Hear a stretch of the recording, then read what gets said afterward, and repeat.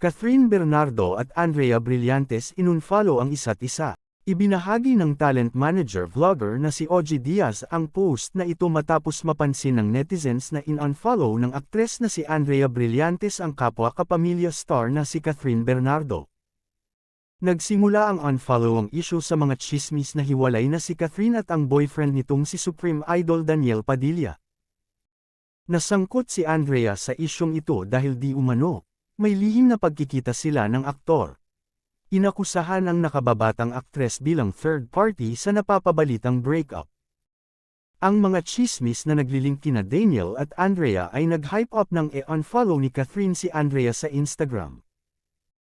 Sa gitna ng issue, lumabas sa online ang kwento ng sinasabing dahilan sa likod ng isyong kinasasangkutan ni Catherine Bernardo, Daniel Padilla, at Andrea Brillantes. Sinusubukan umano ng nakababatang aktres na kunin ang atensyon ng aktor dahil gusto nito ng romantikong relasyon sa kanya. Kamakailan lang, napansin ng netizens na in-unfollow din ni Andrea si Catherine.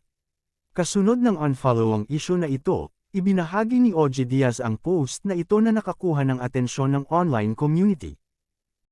Kung maaalala, naging trending topic sa social media ang talent manager vlogger nang banggitin niya sa kanyang Showbiz Update YouTube vlog ang napapabalitang breakup ni Catherine at Daniel, at ang di umano'y pagkakasangkot ni Andrea. Si Ogie ay tinaguriang fake news peddler ng mga tagahanga ng tatlong kapamilya stars.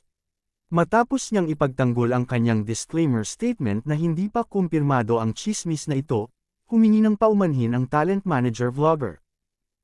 So nag-unfollow na din pala si Begats kay Ate Calooca. Ano na ba nangyayari? Sumulat si Ogie sa post niya sa X. Sa comment section ng kanyang post, ipinunto ng mga netizens na nabash siya last time pero mukhang totoo ang mga tsismis. Nag-trend ka pa noong nakaraan, mukhang totoo naman pala, ex-user at Zom commented on Ogie's post. Eh di ba kapag may usok may sunog? Ex-user at Tina_B_Mendoza commented. At dyan na po nagtatapos guys, maraming salamat sa panunood.